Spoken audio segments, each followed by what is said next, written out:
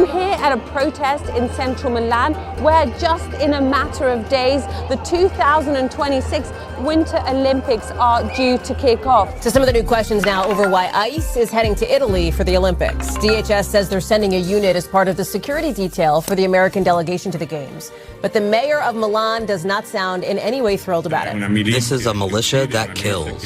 It's clear that they are not welcome in Milan.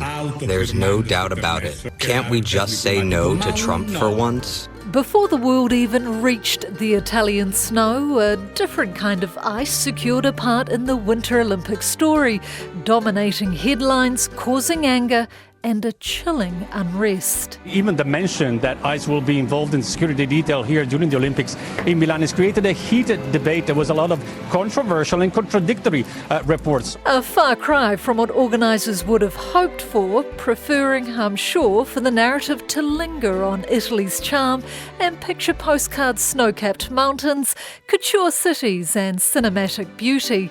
Perhaps a little bit more of this. The greatest show on earth is coming to Italy. Northern Italy rolls out the red carpet to the world as host of the 2026 Winter Games. From the cosmopolitan heart of Milan to the snow-capped Dolomite Mountains of Cortina, a scene out of a Hallmark movie.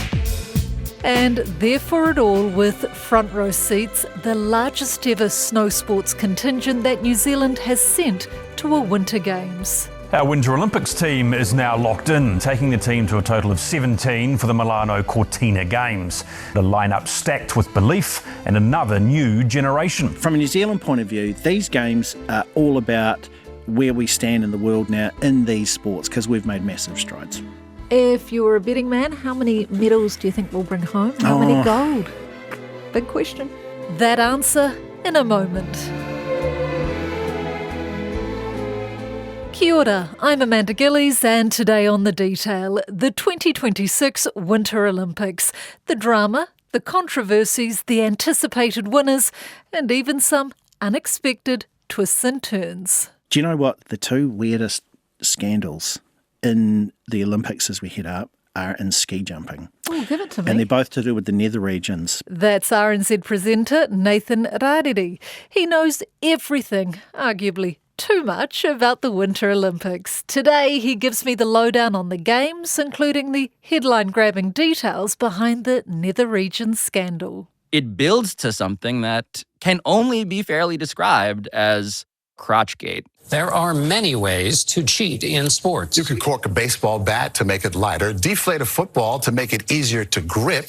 But how do you cheat in ski jumping? If you're the Norwegian team, you alter the suit. Specifically in the crotch area. And they caught Team Norway red-handed. Yeah, below the belt. More on that shortly, but first, some above-the-belt facts. The Games opening ceremony is tomorrow, with about 2,800 competitors competing in either Milan or Cortina.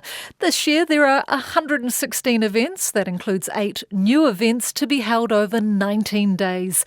And for the first time since 2014, Canadian and American National Hockey League players are returning, making the ice hockey competition one of the must-watch events of the Games. And Nathan, well, he'll be watching it all. He's been mad about the Winter Olympics since he was a teenager. I got very lucky that as a youngster, I got to go on a Rotary exchange to an Olympic city, to Calgary, and that was the Winter Games. And I say that because it had the Jamaican bobsled team.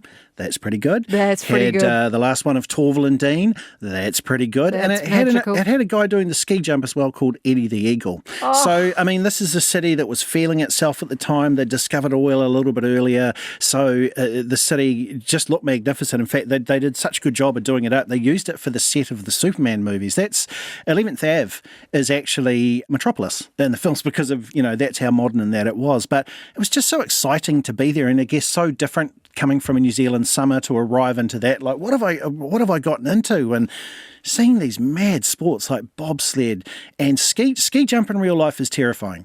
I think it's one of those things that we had all those great shows in the late 90s and early 2000s of Jackass, watch us do all the... You notice they never did a ski jump? Yeah, they're not that brave. They're not that brave, no. So it was kind of being around that and the electricity of it and just seeing different sports that I found fascinating. And they are so thrilling. The Winter Olympic sports are very thrilling. Well, let's fast forward too, because they're about to start tomorrow. How big are these games now? We're talking athletes, audiences, money. How huge are they? They're big. They're not as big as the Summer Games because it's a less relatable bunch of sports, I think, for a lot of the planet. Like just running or riding a bike or swimming, I think everyone can do everywhere, whereas these have tended to be dominated by the Northern Hemisphere, particularly the north of Europe.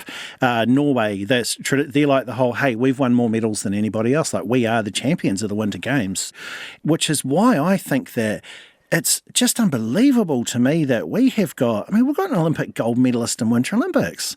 What is that all about? Like New Zealand's got one of those, and she got a gold, a silver, and a bronze. Zoe Sadowski-Synnott has done it on the final run of competition. She grabs the gold medal. And then even to these games, she heads in as like, well, this is another medal chance, which to me is amazing. Let's talk these Kiwi athletes. I think we've got the biggest contingent, 17 athletes. We've got some newbies, we've got the oldies, as we call them, like your Zoes. We've got some siblings in there. Yes. Who should I be watching? Who's the must-see? Who are medal contenders? And also just for the sheer entertainment. Okay, well, Zoe Sadowski-Synnott, she is, that's our defending gold medalist. And you got to remember, though, it's strange in this sport because once you hit 22, you're kind of old. You're an oldie. God, no hope for us then, Nathan. Yeah, so she's got two. She's got the big air and the slope style. And the big air is basically a giant ramp, do your best tricks. So one of them they have to do is anti-clockwise, they have to do it, and then the other one they have to do is clockwise. So those are the things to look, and they judge them on rotations, how high they went. Is it a trick that made us all go, whoa, have we seen it before or what have you? So that's the big air, and that's a great spectacular thing. But they're jumping 6 stories in the air. Those are a very, very long way to go. And then the other is the slope style, and that's the one where it looks like a little ski park and there's, pipes and jumps and what have you. And that's just being rated on how great do you look on the way down as you ad-lib your way. So probably nearest to skateboarding. But Zoe Sadowski-Synnott, definitely probably our main chance at a medal. The other one I want to look at too is Dane Menzies. So he's riding the same 2 events as her, and he's actually been pretty hot because we've had, not just her, but we've also had a couple of athletes that have come in with huge success in World Cup events. So these are contenders. This isn't the outside, battling away for a bronze. So I think her and Dane Menzies, and then the other one is Alice Robinson. And to me, Alice is really exciting because of the sort of snow we have, which is quite hard packed, we're quite good at things like half pipes because it suits our weather, like half pipes, things like those. We don't really have those giant ski runs to do the big downhill racing. Well, that's what Alice Robinson does. And she is going quite incredibly in those. So she's got the giant slalom and the super G, which just means super giant slalom. And, those are quite early on. We'll get to see her as well. And these are the glamour events that have been the glamour events for the Games forever. And Alice, she won 2 of the events earlier on in the season. She had quite a big crash. So we haven't seen too much of her, but she had another race just recently and she finished 6th in that, and that's great to see because the one beforehand was a little bit cautious, whereas now she came out. Because she's got a hallmark with how she skis, which is basically she just goes for it. And she's very brave. And that is the thing with these sorts of skiers. They call it skiing with the outside foot. So when I'm turning to the right, I'm pushing hardest with my left foot. And then I'm going the other way, obviously it's there. You see the way she does it. When she's on a flow early, she just looks like she's just gliding down like a beautiful ribbon floating through the air. And she's not battling to try and be on the corners. And that's her key. So when she gets out, she tends to attack the course so much faster than the others early on, but with her, it's a case of hanging on. So that's why she's fun to watch. She is incredibly exhilarating. When you say brave, they are brave because I've seen some of those wipeouts. Just how dangerous is this sport for a lot of them? Oh, it's incredibly dangerous. There was the tragedy of the Games in Vancouver where one of the luge competitors died in the sliding centre during the practice runs, came around a corner and went up slightly high, and then unfortunately there wasn't enough padding on these things. In Vancouver today, mourners gathered at a memorial service for the Georgian luger Nodar Kumari Tashvili, who was killed in a crash during a training run on Friday. The incident brought into focus the dangers of some Olympic competitions. In newer sports and older ones, in their pursuit of the Olympic motto, faster, higher, stronger, Athletes in these winter games continue to push the limits of human performance, and in some cases raise new questions about safety. On a luge, they're going 145 kilometres an hour. The skeleton's the one where they're lying, face down, just with their chin barely above. And they're doing 145s in that as well. Alice is that snow, when you have a look at it, that's not powder snow, that is packed. And you'll see when they come off, it's spectacular when they crash on those. And I think that's why it's real heart in the mouth stuff too. I mean, the other great thing about her with what she does in there is that when you do the giant slalom there, you get 2 runs, right? So you get to have a look at it, but you can study it, but you can't ski it. So you can slide down on your bum and work out, well, there's a bit of a bump there, I might try and do this, and she'd been scouting particularly well, so that's the giant slalom is 2. Whereas with the other one, it's all the eggs in one basket. So you only get 1 run at it. And again, there's no practice runs on this thing. It's just how well you can scout it and do it. So it really it dials into their skill level as well of being able to read what the course is. So when you see them flying in those corners or doing that little tiny bump that's only about a foot big, but they get 50 or 60 metres of air before they land again, that's what they're doing. They're seeing that for the first time. Amazing. That is amazing. Do Kiwis care? Are we into this? Are we getting in behind it, do you think? We care about winning. Yeah. And New Zealanders love that. So, like, if she's in the Super G, it's her 1 run, and we know that this is big, everyone will be gathered around the TV to watch. But I think we're starting to care a little bit more, particularly because now it doesn't feel so outside looking in for us. Like, we've got a great team, and because we get to do the spectacular things like the freestyle skiing and the big air and the slopestyle, we've got a really entertaining team to watch in the events we do. So I think we do, you know what I mean? It's becoming a lot more relatable now. Yeah. Now, being in Italy, they've got 2 locations. I understand this is a first that they've done this. Yeah. Unlike traditional Olympics that take place in one main city, this one will span across multiple regions in northern Italy. Milan, Italy's fashion and business capital, will host most ice events. Meanwhile, Cortina d'Ampezzo, a charming alpine town known for its ski slopes, will host mountain and sliding events. Talk us through this and also, how beautiful it's going to be and also some of the venues. Absolutely gorgeous. Well, I mean, they do these kind of things. It just depends where your centres are of what you can do. So, for example, like Calgary, when we had the games there, they had all the skating and stuff in at the university there in the city's northwest. But, of course, the skiing it's about an hour and a quarter's drive away. So, Cortina and Torino are the 2 they're doing. So, and that's the great fun thing as well as this. Just like the summer games where you've got your people that like swimming or the people that like the gymnastics or whatever. If you like your gymnastics floor routines, you've got the ice skating to watch. And that's quite beautiful as well with the dancing and hard to do.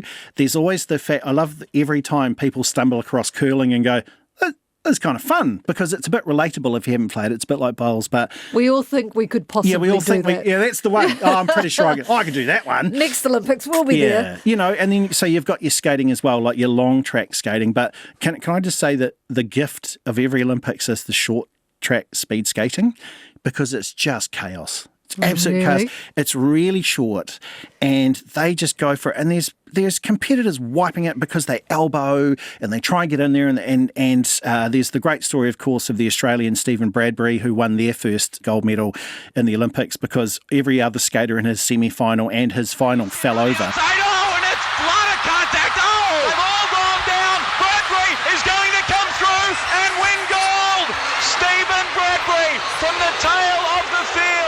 Which is actually a skill to avoid those crashes. But poor old Steve with, Australians, oh, mate, everyone just fell over. It's actually quite hard to do. So he got through. But and what they do is they actually stack that so that it's at the end of the games, all those ones, because they know that that's that and the ice hockey and the others are there. But that's what we've got. But of course, they are absolutely beautiful. They're beautiful locations. And too, the way they cover them as well has just got so much better too. So one of the things I find a little weird is I'm watching a lot of the skiing at the moment and they have the drone flying behind the skiers.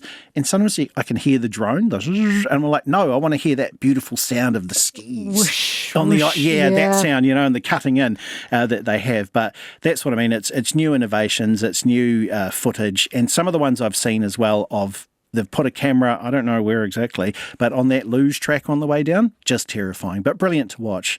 I think sometimes though, like for example, I love the first 5 ski jumps that I watch, and then it's sort of a bit of a diminishing returns. They're kind of the same, but they're still incredible. Who's like the Usain Bolt? Who's the big star that everyone wants to go see? Oh. actually, the name that's just come back recently is Lindsay Vonn. And Lindsay Vonn, I had thought, when she was back skiing this year, I was like, wait, is she still skis? She did have quite a break on it. Remember, she was the megastar there for the United States. Tiger Woods' Yes, she was dating Tiger. Exactly her. Yep. And she came back and she was dominating, like doing really well on the downhill. She just had a crash a couple of weeks ago. But I think internationally, like for a lot of these athletes, you know, we won't know them. And it's hard to say that there is an Usain Bolt on these because, you know, Norwegians, they've got an idea that their jumpers are really good, or, you know, the ice hockey teams, what have you. Like the stars, as far as it goes, are coming for the ice hockey tournament. The National Hockey League has released a lot of those players. We probably won't have the same sort of fighting between the United States and Canada as we had last year. Perhaps they will, we don't know. But those are probably where your big stars are. But really, I think Lindsay Vonn is the one that transcends all of it because she's the most recognisable name and face. Yeah. Big name. Now, you just talked US, Canada. How fierce is that rivalry? It is full on. My friends north of the border, the ones I went to school with, very not thrilled at all right now, the United States and the rhetoric that's come their way. So there was extra feeling in the, I think it was the Four Nations tournament we had last year, where they had 3 fights in the first 12 seconds. It was just gigantic. We might have more. Parayko and Miller. And Miller dropped the gloves, and Parayko's going to answer. And Parayko's going to answer in a big way. 3 fights, 9 seconds. That was, you know, the Canadians going, no. We don't, you know, we're not into an army right now, but check this. You know, they went to that and then they won that tournament. So that is gigantic for them. And yeah, that's, the tensions are still there, I think, particularly probably more so from the Canadian athletes, I would say. Now, always with an Olympics, there's always a controversy where buildings haven't been done or stadiums haven't been finished on time or anything. Do we have any of that this time? Yeah, we do. Really? So the ice hockey arena is probably not quite the right size. When they were really in a hurry to get this finished, and a lot of the NHL teams are going, well, we don't want our guys skating out there because it's the wrong size, and, you know, if they're smaller, it's more physical. Yeah. But also too, like when they first tried it for the first demonstration, the scoreboard was tiny. Like they built a big stadium. I guess the most relatable thing is in New Zealand, if you think of something like Spark Arena, and it seemed like they'd just gone and got like I'll get a 35-inch from down the TV shop and stick it in there, and that was the scoreboard. And people go, where is the scoreboard? So even there, like they're talking about, they don't know if they're going to have, you know, the ice is going to fit okay. That's really the main standout one. I mean, a ski hill's a ski hill, so that's pretty good. You want the weather to play along, so they've got good snow at the moment, and that is great. And the ice rinks for skating, those were already sorted out. But yeah, in this case, that's the controversy of why wasn't this done properly. Let's talk weather. Climate change, you know, is that having an impact on the Olympics? Are they getting enough snow? You know, where are we with that? I've seen no concerns of that so far. Good. And that is a great thing for them to have, right? Yeah, oh heck, do we have enough snow? But no, the weather's certainly played along for that one, and that's good. And also to a decent dump of snow. Like for people that have gone along, they're going to get that hot. It's just going to smell like mulled wine everywhere, I'd say, or whatever the fancy Italian version is. Oh, take me there now. That is so nice. Now, other controversy, one of the big ones obviously is the ICE agents going over from the US. Talk me through this. What's the latest? I understand there were just big protests at the weekend about this. Yeah, so that's really the only report I've got is that there is that. The locals are not happy about them coming. And I know for a lot, look, teams have sent security before with their athletes. When I did Paris last year, when I got to do that for first up, the security was incredible. I'd never seen so many actual soldiers. And on the Champs-Élysées, I think it was the second to last day, I saw a group of about 12 of them coming along, all with the mirrored glasses or what have you. And then there was a guy walking along, and then up goes the finger to the earpiece, and there's a nod, and then they all turned and followed him, and they just completely enveloped him and demanded to have a look in his bags and things like those. Like the security everywhere was massive. Even coming in from the airport and that, you had my cab driver was so excited because he said, oh, the German police are doing the motorway, they're the best, you watch them. And they would just ride up to cars, that vans in particular, very worried about vans. They would go up and bang on the side of them and basically send them to another thing. And he goes, and they get fined €200 too. So security is always massive at these games. I don't think America really needed to send their own. I don't understand why they did. I think the rest of the world doesn't understand either. And I know from the Europeans, they're like, hey, we had it covered. We are fine. It's not as big a police operation as we saw in Paris last year. But yeah, the controversy of them is crazy. Now, let's get back to those scandals. Do you know what the two weirdest scandals in the Olympics as we head up are in ski jumping? Oh, give it to me. And they're both to do with the nether regions, because the last year, the coach of the Norwegian team was caught sewing little extra bits of material into the crotch region of his jumpers' suits. What for? Well, because it makes it more aerodynamic, and they can jump an extra 5 to 6 metres. They're going, that's the difference. Are you serious? How does that work? I don't know. It's aerodynamics of some sort, but that was one they had. And they caught them, they filmed through a thing in the curtains, because they send these suits off for scrutineering. Yeah. And then they're like, right, go, but Louis, stitch the extra bit in. So they're stitching these extra bits into it to do that. Go. And the other one was that apparently some of the jumpers had been injecting perhaps some form of performance enhancer down there too for it. Down below? Yeah. So I don't know why. I don't know why. Apparently it was acid. I don't know what that does in a way, but yeah. There you go. Also, I feel like there are so many more questions for this, Nathan. Yeah, everybody trying to gain some sort of advantage. In any part of the body you want. Now, when the flame goes out for this, what do you think these Olympics will be remembered for? Are we sort of looking at sporting brilliance, political tension, or sort of a games at a crossroads? I would hope it's not that, because I think sometimes people love the games as an escape from it. I can only speak on what I saw in Paris, and there was something really nice about just people from around the world just going to something where they're not fighting over it, or they're not, they're only fighting over the athlete's glory. That is about it. You're allowed to cheer and do that sort of thing, but every year you do get these thrown your way. Like, do we get an absolute new darling of the ice that we all love, with a pairing of a Torvill and Dean type thing? Or, do we all fall in love with, some kind of downhill skier that does something amazing, or perhaps those ones that jump and look like they're about to crash land on one ski and then manage to pull it back? Do we remember it as our greatest ever? I don't know. Potentially we could. But, that's a lot of pressure to put on our young New Zealand athletes, because you've got to remember that even though we're very good at this and we've had those runs, that, like I said, Northern Hemisphere, they do this all the time. So we are really waddling into their specialist event, but I think New Zealand's got a good games coming. If you were a betting man, how many medals do you think we'll bring home? How many gold? Big question. I think getting gold would be super incredible. Like I said, it's very hard to stay out in front in the event that Zoe's in, and she's already got all three. Look, possibly we've got 3 medals coming our way, which would be massive, right? So that's if Alice Robinson can recapture her form, if Ben can keep his as well, and if Zoe can keep hers as well. I think those are the 3 medalists.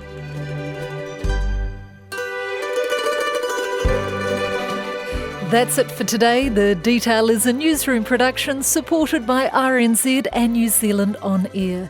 Thank you to Nathan Narariri. This episode was produced by Alexia Russell and engineered by Ben Pearce. I'm Amanda Gillies. Matua.